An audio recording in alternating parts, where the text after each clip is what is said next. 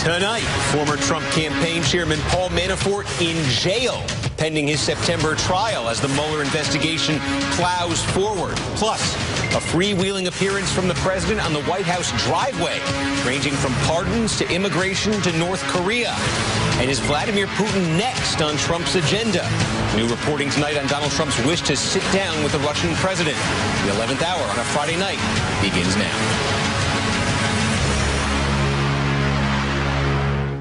Good evening once again from our NBC News headquarters here in New York. I'm Steve Kornacki in for Brian Williams. Day 512 of the Trump administration, and the president's former campaign manager, the man who engineered Donald Trump's ascendancy to the top of the GOP field in 2016, is now behind bars.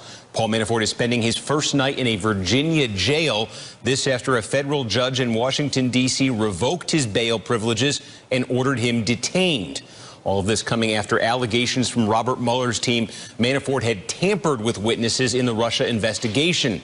Manafort is already facing charges of money laundering, fraud, and conspiracy, and has pleaded not guilty to all of those counts. He will now be held in pre-trial detention until September.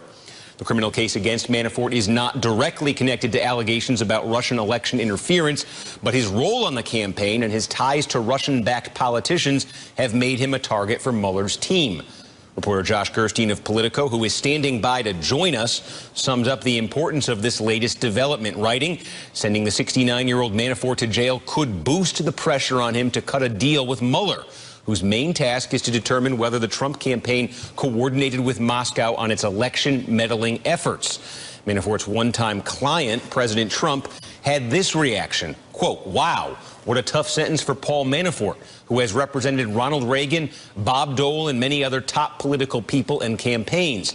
Didn't know Manafort was the head of the mob. What about Comey and Crooked Hillary and all the others? Very unfair." But this morning, as Manafort was beginning his day in D.C. federal court a few miles from the White House, this is how the president described him. Manafort has nothing to do with our campaign.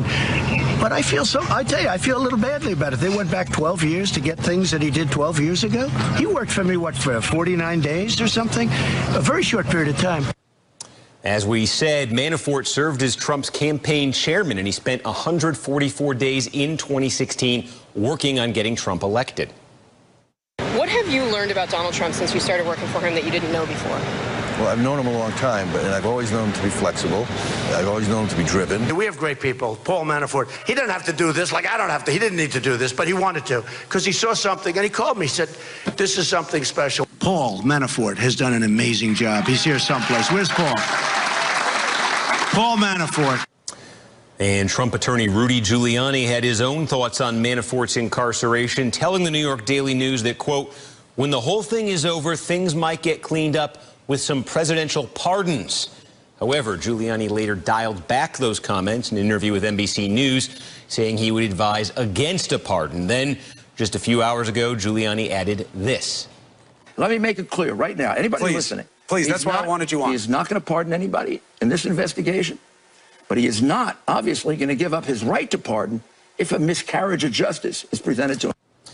Meanwhile, the pressure is ratcheting up on another Trump associate, Michael Cohen, who is under criminal investigation by federal prosecutors in Manhattan. There are more reports the president's former personal attorney is said to be open to some sort of cooperation with the government. And according to court filings, prosecutors have, quote, extracted more than 700 pages of messages sent using encrypted programs on phones seized from Cohen, and have reconstructed 16 pages from the contents of a shredding machine. Also, Cohen's request for an emergency gag order against Michael Avenatti, the attorney for porn star Stormy Daniels, has been rejected by a federal judge in Los Angeles. The president had his own comments about Cohen earlier this morning. Are you worried that Michael Cohen might flip? Look, I did nothing wrong. You have to understand. This stuff would have come out a long time ago. I did nothing wrong. Is Michael Cohen still your friend? I always liked Michael Cohen. I haven't spoken to Michael in a long time. Is he still your lawyer? No, he's not my lawyer, but your personal lawyer, and not anymore. But I always liked Michael. Are you? And he's a good person. Are you worried that he will cooperate? No, I'm not, because I did nothing wrong. With that, let's bring in our leadoff panel for this Friday night. The aforementioned Josh Gerstein, senior White House reporter for Politico. He was in court today in Washington, where Paul Manafort was. Barbara McQuade, former U.S. attorney for the Eastern District of Michigan and an MSNBC legal analyst. And Chuck Rosenberg, a former U.S. attorney, former senior FBI official, and current MSNBC contributor. Thanks to all of you for being with us. Josh, let me start with you because you were where the action was this morning. We've learned that tonight, apparently, Paul Manafort has been booked in a jail in Warsaw, Virginia, apparently about 2 hours outside Washington, D.C. The events that resulted in him being sent there, though, in that courtroom. Tell us what the scene was like there. What was the expectation when you walked in there, when his lawyers walked in there today? Was the expectation that the judge might take this action, or was this a complete surprise? Oh, it certainly wasn't a big surprise, Steve. I think everybody going into that courtroom realized that this was at a minimum a significant possibility that Manafort was going to be sent to jail. And certainly by the time they finished with the argument session, which lasted maybe a little bit over an hour to an hour and a half, we saw the FBI agents conferring out in the hall in what seemed to me to be them making some preparations for what was going to come next for Mr. Manafort. I don't think they knew exactly, but I think they had a sense of what was coming. So it was certainly very tense. It was the most packed courtroom I've seen there for any Manafort hearing since his arraignment last October. And the judge gave sort of a head fake when it was time to give the ruling. She suggested maybe that she was going to give him one more chance, but then eventually just said that she couldn't trust Manafort. There'd simply been too much of a history of him seeming to skirt her orders and another judge's orders, and she just didn't think she could trust him to abide by whatever conditions she might impose. And just quickly, could you discern, could you read from his body language, from his any kind of a reaction to all of this from Paul Manafort? I didn't see much in the way of reaction. His facial expression was pretty neutral. He seemed rather resigned to the situation. In court, he's generally been resigned. He seemed a little bit more dour maybe than on previous appearances, and he gave his wife sort of a half wave, a somewhat feeble wave as he was leaving the courtroom, led away by two marshals. He wasn't handcuffed or anything, just taken out after the judge ordered him to be put into custody and taken into the back there, and eventually, I guess hours later, moved to this jail south of Washington. And Barbara McQuade, let me bring you in on the decision this judge made. We can show a couple of the quotes as she issued this order today in court. She said, "This isn't middle school. I can't take his cell phone. And if I say, well, don't call the 56 witnesses that Mr. Westling tells me I need clearly list in the order, will he call the 57th? Mr. Westling, the attorney for Paul Manafort in court today. She also said about Manafort, you seem inclined to treat these proceedings as just another marketing exercise and not a criminal case. How unusual is it in a matter like this, if there are other matters like this, for a judge to make a decision like this?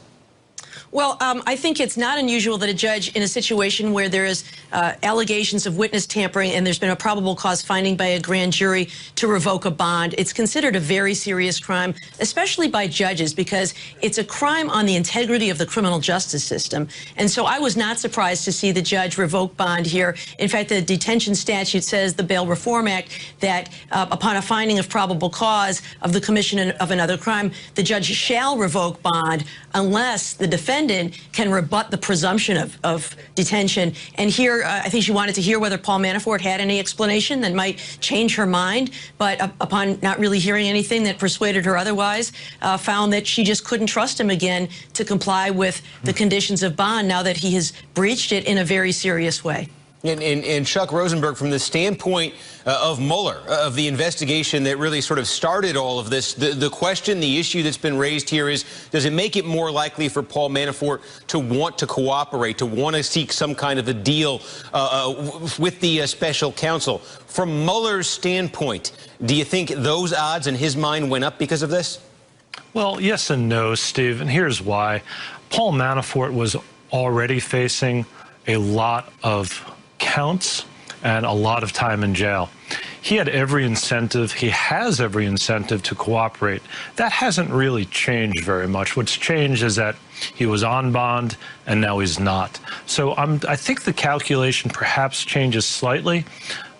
Perhaps it sharpens his senses a bit. Perhaps it brings the question to the fore. But in the main, no.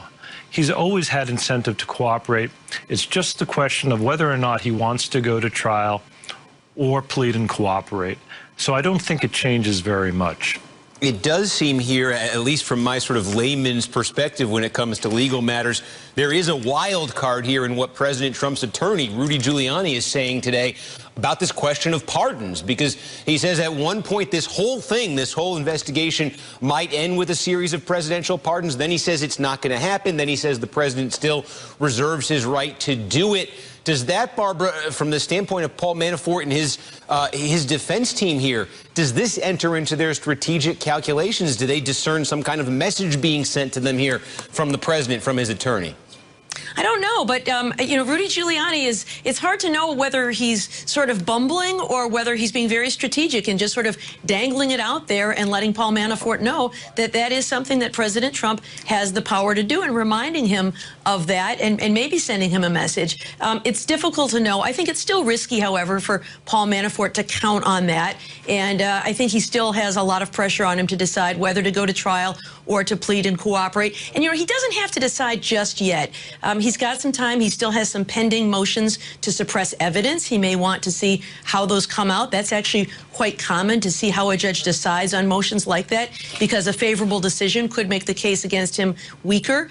Or, you know, he's got until July 25th until his trial begins. So he's got a little time to see how things shake out. So much happens in a day in these cases that he's got a little time on his hands. But I think as we see that date approach and the decisions on those motions be decided, that we may see Paul Manafort face the music and have to make a decision here. Yeah, and Josh, do you have any sense from the standpoint of Paul Manafort himself, maybe just his lawyers, how they're interpreting the public comments that President Trump has made about him, about his relationship to the campaign, the comments from Rudy Giuliani tonight? How is that all being interpreted on the Manafort side?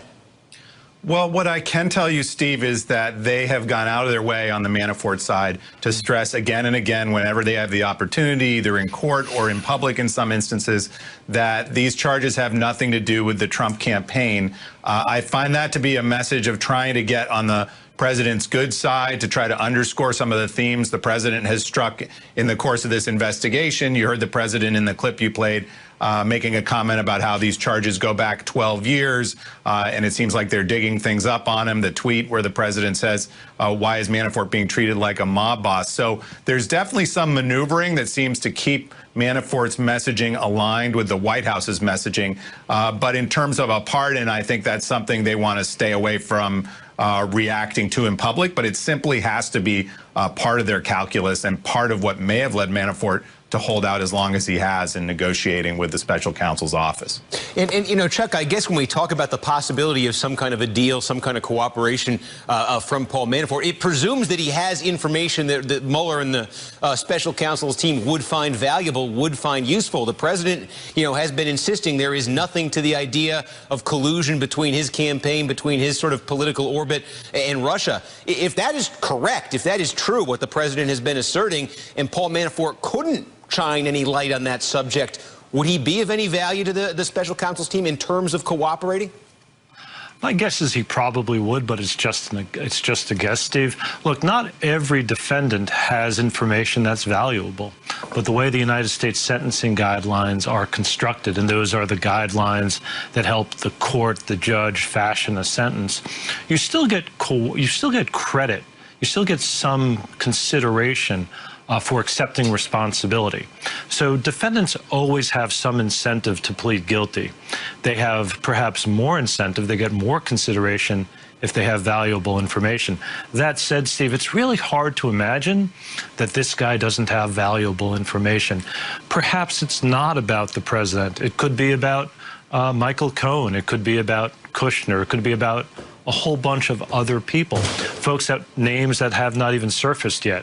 But either way, I think he has incentive to plead and cooperate. Let's remember, Most defendants become convicted felons. Most convicted felons become cooperators. All right. On that note, we will end this discussion. Chuck Rosenberg, Barbara McQuaid, Josh Gerstein, thank you all for being part of it. And coming up, what this all means politically for President Trump, his West Wing, and his party. And later, the president wrongly blames Democrats for separating children and parents hoping to cross the border, even as his administration keeps enforcing the policy. The 11th hour just getting started on this Friday night.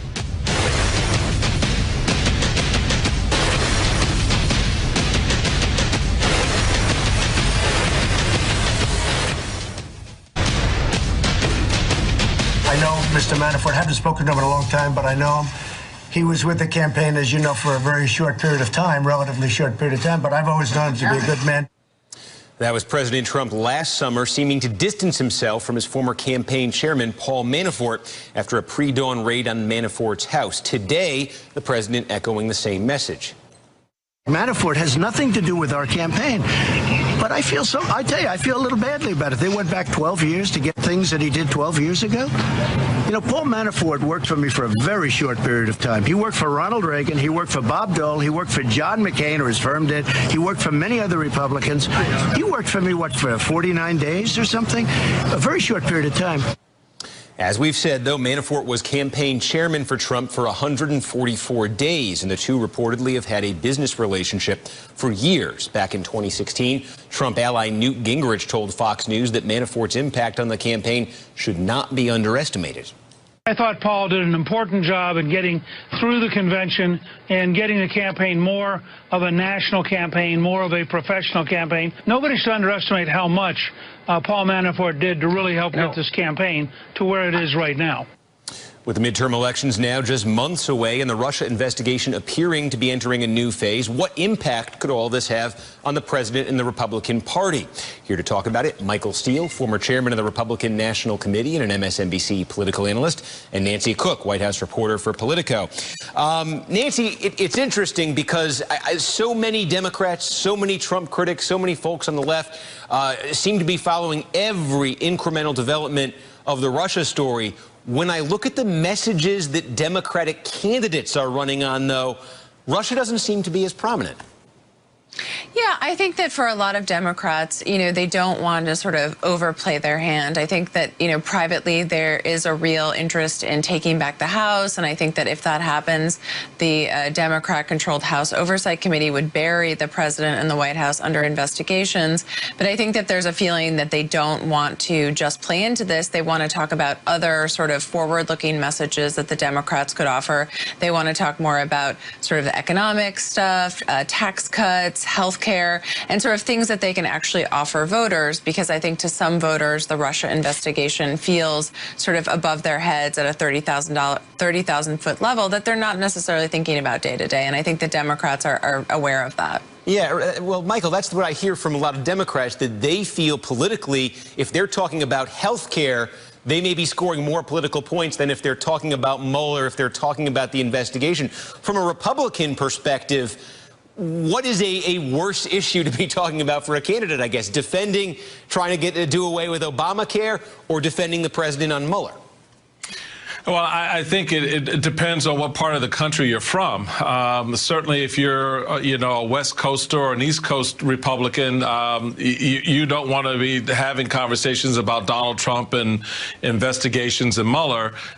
You want to make it local. It's all politics will be local for you. So you're going to be talking about close to bread and butter issues. You're going to definitely be talking about the tax cuts if you're a Republican. If you're a Democrat, and we're starting to see this messaging starting to pop up in places like Maryland, where it's going to be a competitive race for governor, for example. You're trying to do the tag, the Republican candidate, if you're a Democrat, to the president. Again, it depends on where you are. So there's still a lot of turf left to cover before we really get a sense how Manafort and Mueller and Trump all play out for both parties going into September. And Nancy, there is the possibility, too, that the way this Mueller investigation has been playing out is there will be an indictment here, a plea deal there, a leak here. But in terms of something comprehensive, a report, a conclusion, assertions from Mueller about what happened, what didn't happen, we haven't had that yet. There is the possibility, though, that something more definitive could break before this election and affect the campaign that way. Of course, it certainly could. And it could be something in the form of, you know, a report to Congress. I mean, we just don't know because Mueller has played his cards so close to the vest. I think the bigger risk for Republicans and for the Trump White House is just that, you know, Trump has really gone around and sort of tried to undermine a bunch of American institutions like the Department of Justice, the FBI. And I think in doing so, you know, he's really sort of tried to, you know, create this echo chamber so that people are more suspicious of institutions. And I think that could backfire on him a bit in the midterms, because it could also mean that Republican voters or independent voters, you know, they're just not less interested in the government, less trustful of the government, and may not want to come out to the polls. And that could hurt him, particularly since Democrats are so fired up. I wonder what you make of that, Michael, because I was looking at some polls in the last couple of weeks, and this question of how Republicans feel about Trump right now, this was striking to me. If you look at all the modern presidents and how they were doing with their own party, not all voters, just their own party. Right. Besides George W. Bush in the months after 9/11, no president has had a higher rating with his own party than Trump does right now. Yeah, and that's great, but how do you translate that at the ballot box for, you know, 218 plus Republicans who are trying to keep the majority in the House? That's the dance. I mean, Trump's not on the ballot. And so the question for the political arm of the White House and the RNC is, how do you put Trump on the ballot without actually having him on the ballot? In other words, having a lot of the things that that base really likes about what he's done, maybe not so much how he's done it or the way he's talked about it, but in other words, how they move towards going out to support that agenda, tying that to candidates. And that gets back to the point I was just making, Steve, whether or not those candidates really want to carry that particular baggage. Because if the tariffs kind of implode on the tax cuts, and the tax cuts kind of get lost because insurance premiums go up in September, October, and November, that's going to be a tough narrative for Republicans to walk into November itself. Yeah, it's interesting trying to figure this out. We will find out with time, but it feels like everyone who wants to vote against Trump we know is going to turn out. It certainly feels that way. A wild card there, folks who want to vote for Trump. Will they turn out when Trump's name isn't actually on the ballot? Michael Steele, Nancy Cook, thank you both for joining us. And coming up, about 50 children per day. That is the average number of kids separated from their parents each day under a Trump administration zero-tolerance policy at the border.